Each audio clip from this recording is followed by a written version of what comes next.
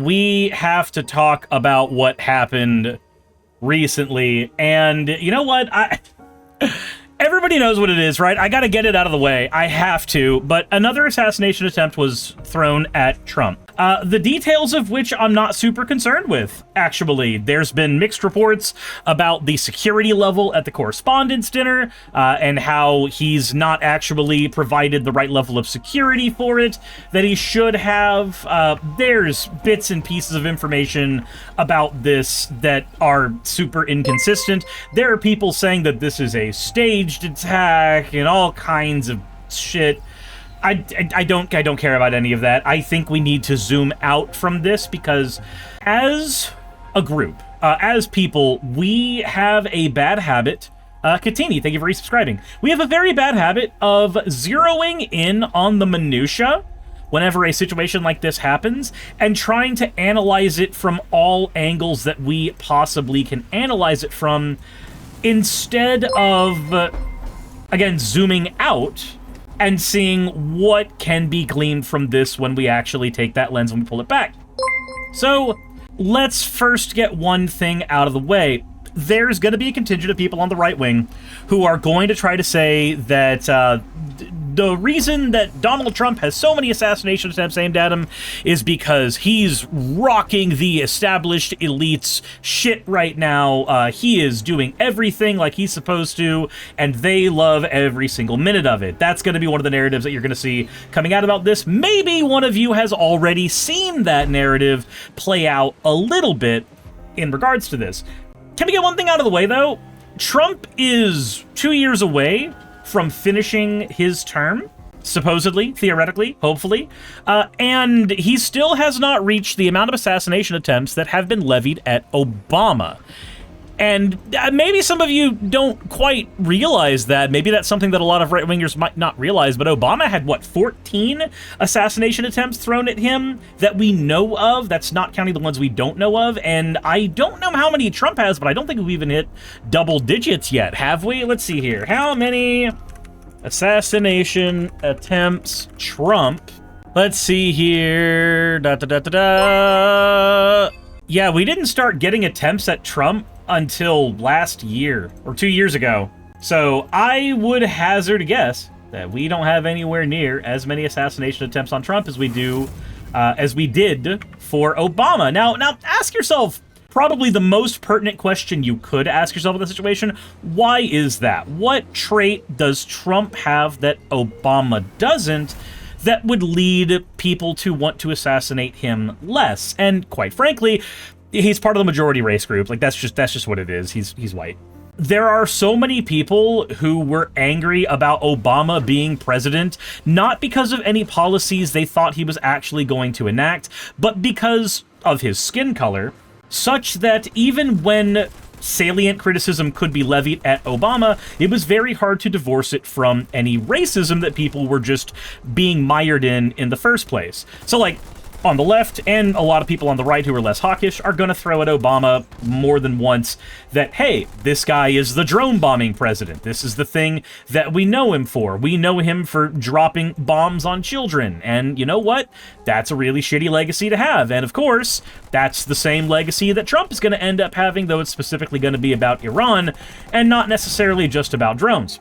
Regardless, I want to go ahead and dissuade that particular line of attack before anything else or anybody tries to utilize it in any meaningful way.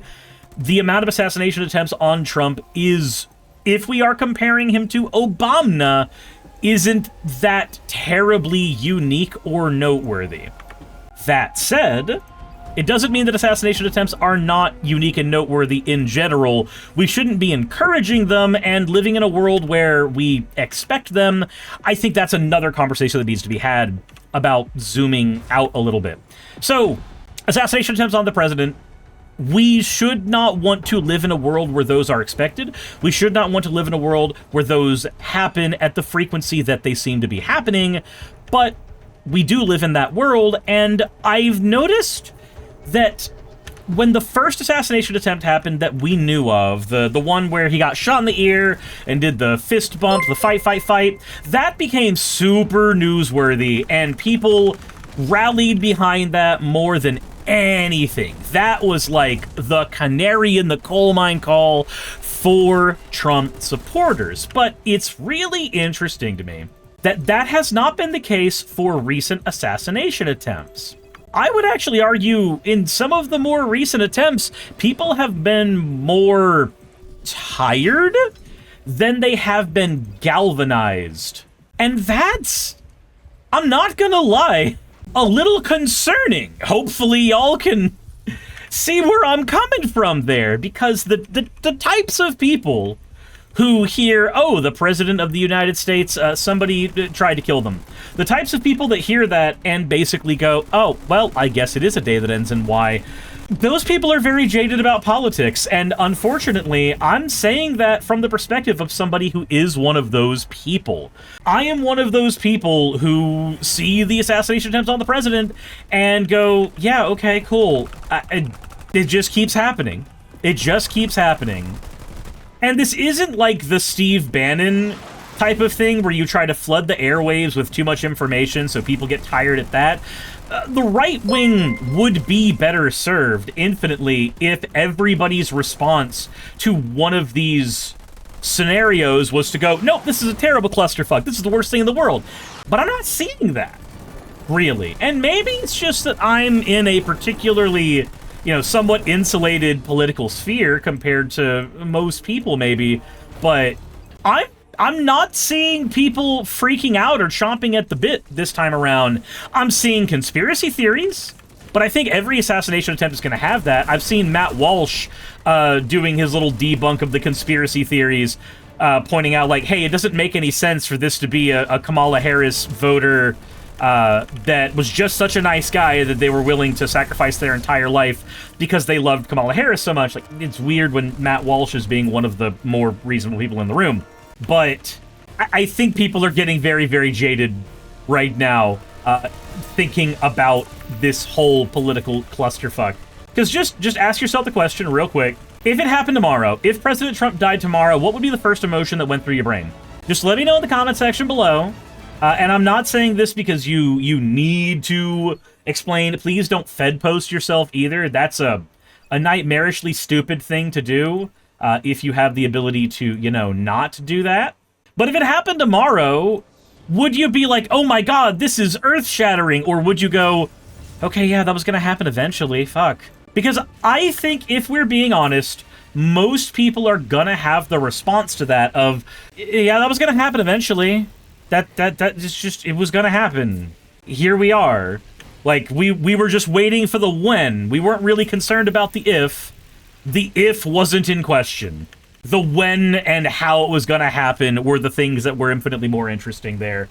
I think you're going to find more people that say that at this point. And there's also another interesting thing to note here.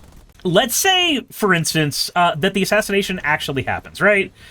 Trump disappears tomorrow, and what do you think happens? Well, the realistic thing that happens is JD Vance becomes president. That's what we get to deal with now, is at least 2 years of JD Vance and possibly 8 years of JD Vance afterwards. Taking out the President of the United States would be one of the worst moves anybody who actually dislikes the guy could possibly take right now, because JD is worse. And I say JD is worse because of the money he comes from. Think about our current economic climate. Think about where we're at right now. Our current economic climate is one that is, let's go ahead and call it what it is, saturated by a very, very predatory tech industry. A nightmarishly predatory tech industry. Now, where do y'all think JD Vance's money has come from? Where do you think the majority of his political donations have stemmed from when he was trying to get into politics? The majority of his donations were coming from the Peter Thiels of the world. The majority of his donations were coming from the tech firms, because he's the guy that they knew would be willing to give them everything they possibly wanted.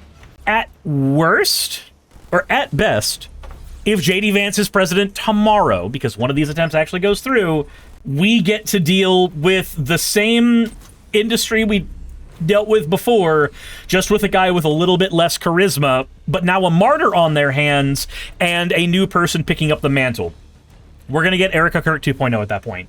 Not that Erica Kirk herself has any charisma, but she's definitely had the MAGA movement behind her after the assassination of Charlie Kirk, because they rally behind that shit.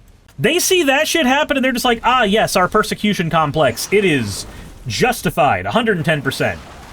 You did it. You hurt one of us, so now you're going to have to hurt all of us type shit. It's weird amount of solidarity for a group of people that are hyper-individualistic, but, you know, what are you going to do?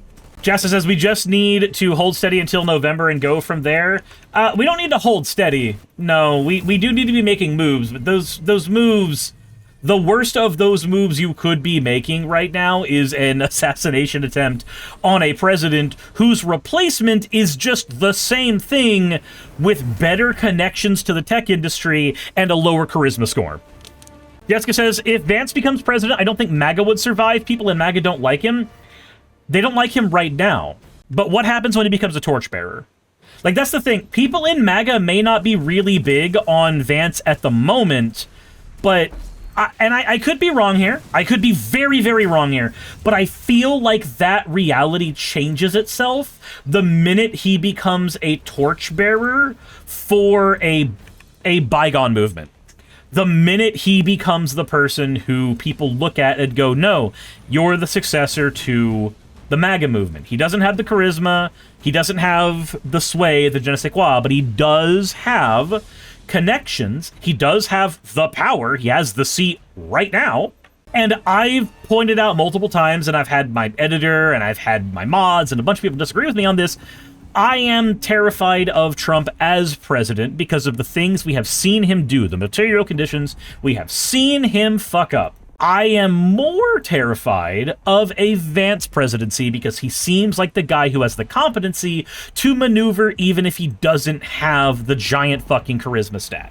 Magic Brewer says he has a butt that's ready for some puppeteering. Right, and if y'all think that Trump was already able to be puppeted pretty well, I am just as concerned, if not more so, about Vance being perfect puppet 2.0, personally. And maybe that is naive, but that is my perspective, and I'm willing to hold to it and be scrutinized for it. I think that's fine. The Goblin says, I disagree. Get him on a debate stage against even a centrist lib and watch him shrivel up like a cock in the Arctic. Right, but he can just not be on a debate stage. If you remember, after Harris beat the ever-loving fuck out of Trump on the debate stage, he just stopped doing debates with her. That's what he did. He realized that that was an avenue that he was going to get completely clusterfucked in, and it was not a worthwhile venture for him anymore, and so he abandoned that particular angle of attack and proceeded to go with other angles of attack from that point forward. Gray says, I think the scary thing about Vance's presidency would be the potential power struggle and how much more fucked up things would get. Like, the one benefit for the left, if Vance becomes president, is watching the power vacuum do weird things on the right. But generally speaking, when we've watched the right wing do their weird power vacuum shit, it doesn't take them very long to find what to rally behind. The right wing has something the left wing does not have in the numbers that they have it, and that is a very strong media empire. The most you can do is kind of like vaguely gesture at Hollywood and then go, but see, the left has that. No, we don't. No, we don't. Money has that. Progressivism might have Hollywood, generally speaking, but leftism does not.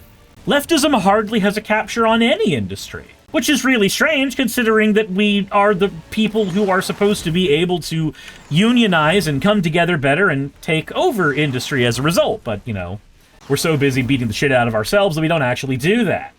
It's fantastic, actually. Goblin says, the problem is that Vance is too internet-brained and he would not be able to resist getting on that stage and getting dog-walked. So he can go back to his horde of Reddit sycophants to go, see, I cooked. I think you're looking at JD Vance as if he's a Reddit mod with a fedora.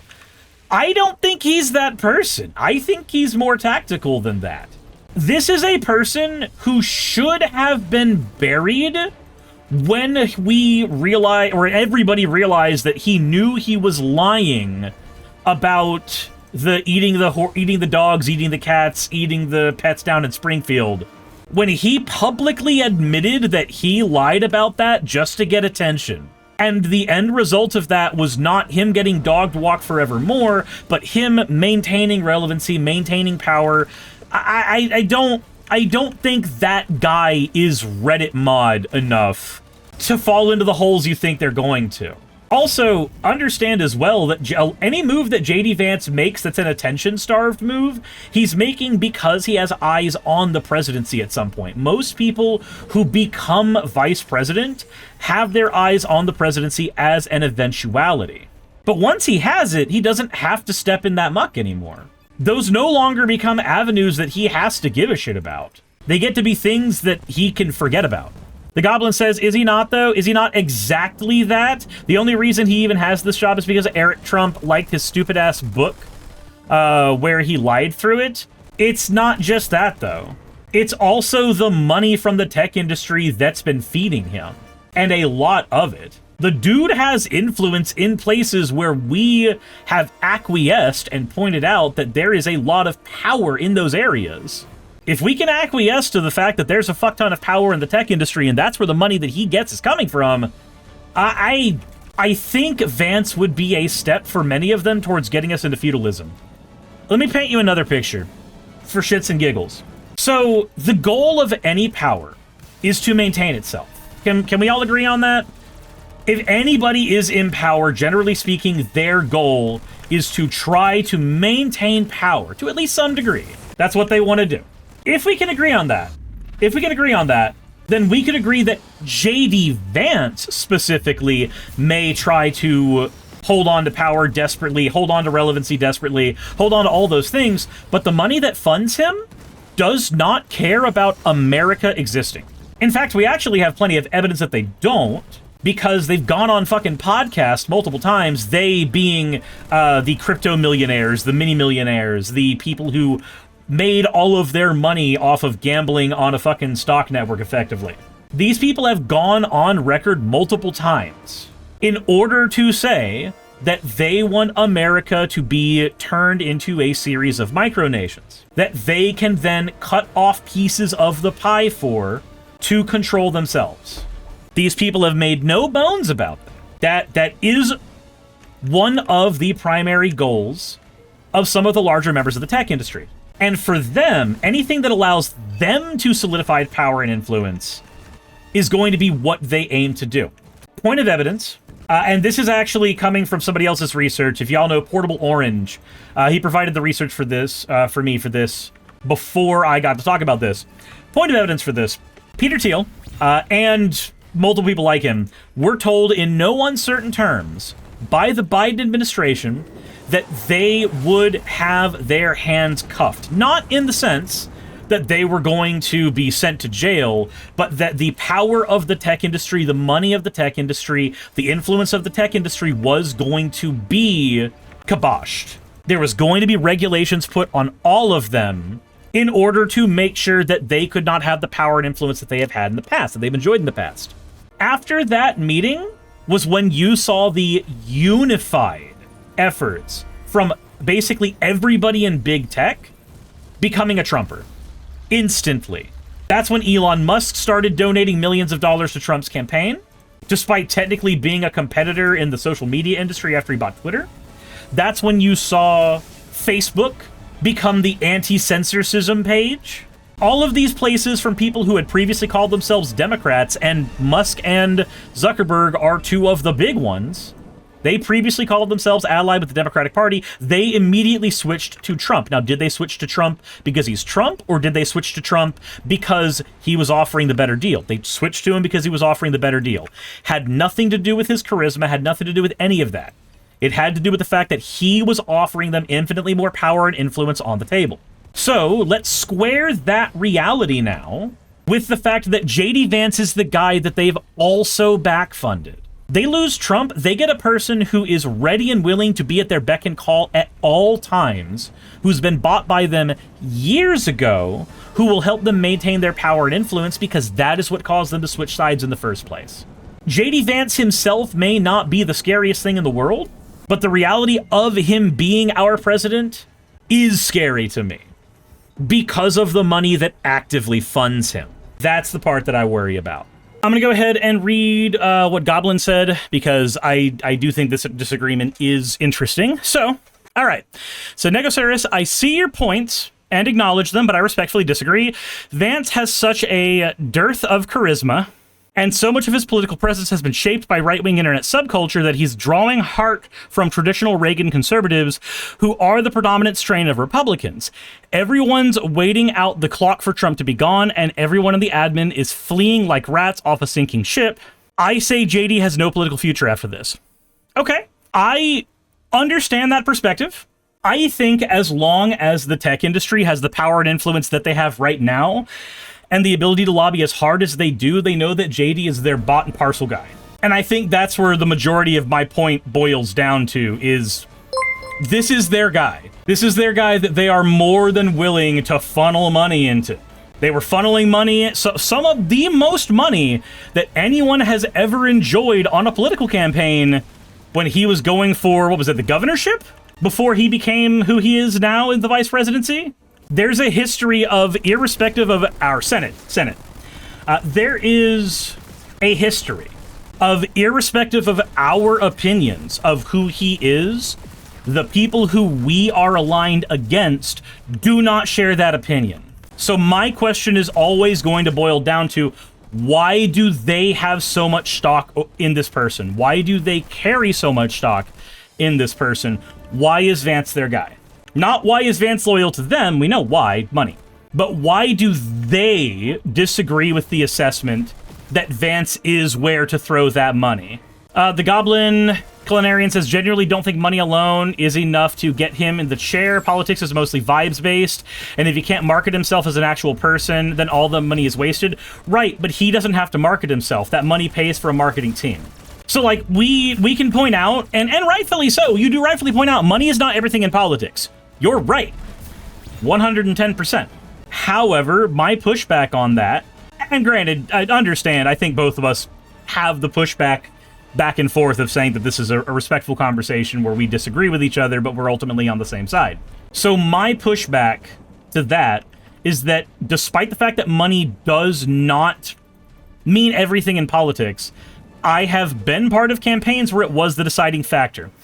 Sean Harris, who was running against Marjorie Taylor Greene here, was running against Clarence Blaylock. I was video team for Clarence Blaylock, and still am for some of his other stuff. I have other thoughts, but that's not for here. So he dropped out of the race against Sean Harris, and the reason he dropped out of the race against Sean Harris was, in short, money. Sean Harris had shoved so much money into his campaign that Clarence, despite having a better platform and having a very good platform against Sean, broke away. Jamal Bowman as well. Jamal Bowman did not drum up as much money as AIPAC was able to shove into his opponent, and lost his race as well. And that's a race that I was not a part of, but I was there for the campaign with Progressive Victory for Jamal Bowman. Money is not everything in politics. I agree. But it has historically been such a strong factor in the outcome that it is a factor that I am always going to keep my thumb on as the piece de resistance, the problematic factor to consider. Goblin says, counter-argument, Ron DeSantis, man, has a massive marketing team. While he had Florida's GOP on lock, the rest of the country does nothing but point and laugh at him. He has no shot of getting back into office, and he's literally trying to do a dinner run through Florida to zero success. The problem is that it's DeSantis, and people react to DeSantis the same way dogs react to Terminators. So, understandable. My counter to that would be, we can both agree that the people who make the difference when it comes to politics are almost always the people with their boots on the ground. Not just the people who are willing to go and campaign, but the people who are willing to go out and vote, and the people who have opinions one way or the other about politicians. The people who throw their votes in are the people who ultimately will be the deciding factors. Because of that, my position would be this, in regards to yours.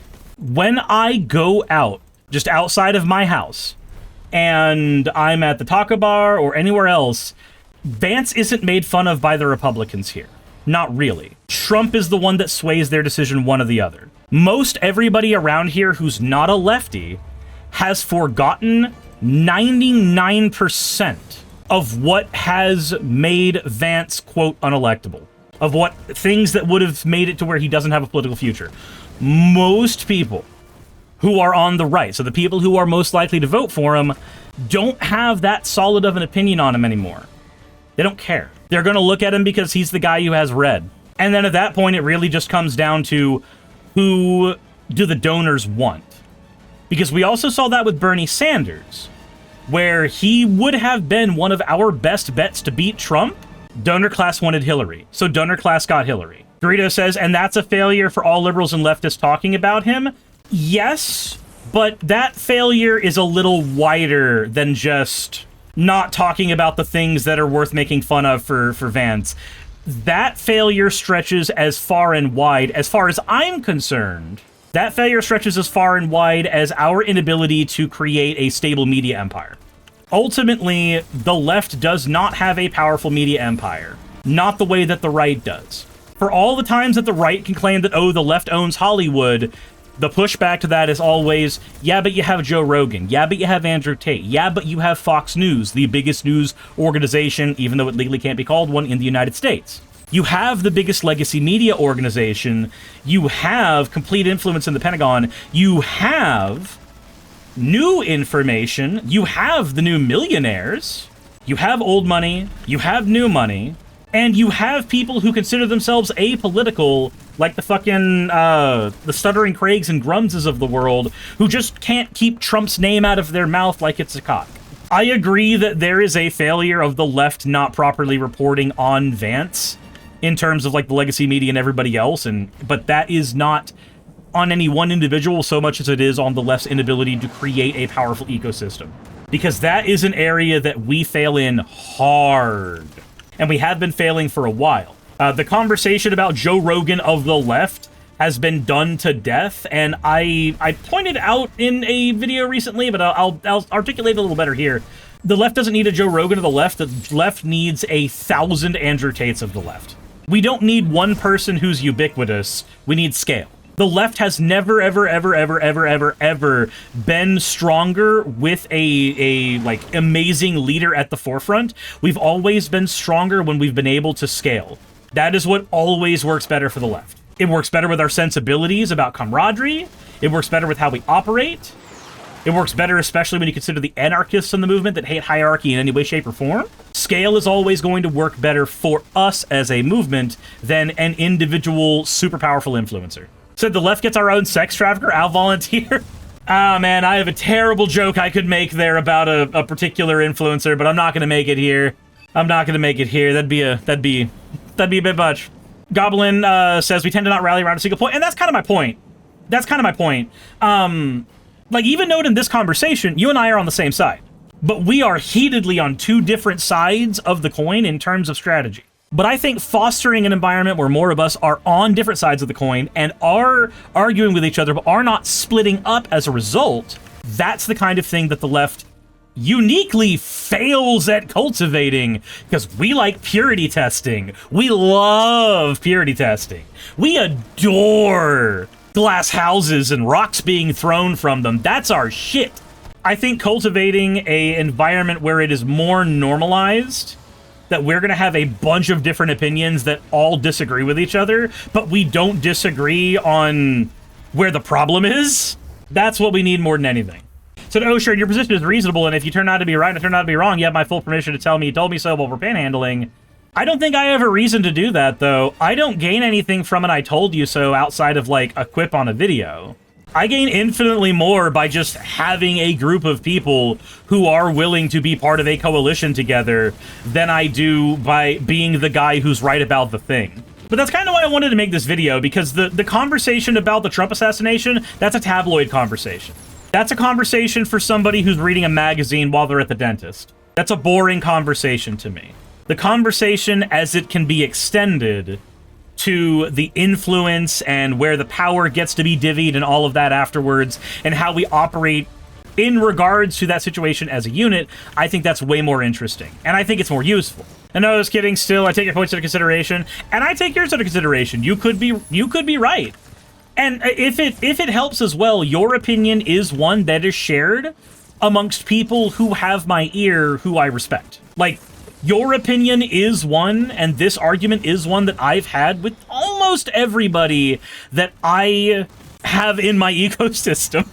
So it's not like me going, "You're crazy, you're coming from nowhere." No, like I expect to hear that opinion more because it's the opinion that I've been seeing a lot in my own spheres.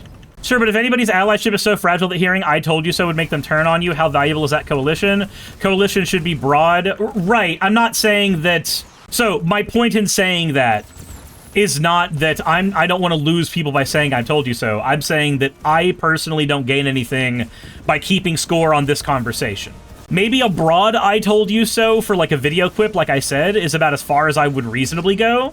But any type of specific "I told you so" where I go, "Look, I was right, you were wrong, and here's the conversation where it happened," like, that's just me being a smug asshole. Like, if we want to talk about people who have, like, peak fucking dumbass Reddit mod energy, like JD Vance, then me doing that is peak dumbass Reddit mod energy. That's what that is. That's what that is. Easily. Bree says, "Yo, hope you're having a great stream so far." Well, I might have running water by the time the stream's over, so that's definitely something I'm looking forward to. That'd be great. I would love that. My life would be improved so much if I could shit in my own home without having to use a bucket. That'd be great. Anyway, that's as far as I want to go with this conversation. Like I said, the broader conversation about the Trump assassination thing bores me to tears. I don't care about it in any meaningful way. It's a whatever conversation on its own without extra shit added to it. And I've already gone over the extra shit that I would want to add to it. So, there you go. It's a day that ends in Y. Hey, you made it to the end. I want to give an extra thanks to the patrons who allow me to do this full time. I want to thank Aaron Rail, Astral, Britzkrieg, Jemshin, Poundini, Red Joker, Victoria, Jonas, Craig, Tarika, Fireshard, Smiling GM, John, Dren Hadamada, Creeper, Sagitta, you know I'm not saying that last part, Sylvie Snow, Valis of Seraph, Ottoman Angel, Rooster Rachel, and Fire Panda, who are all my $20 and up patrons.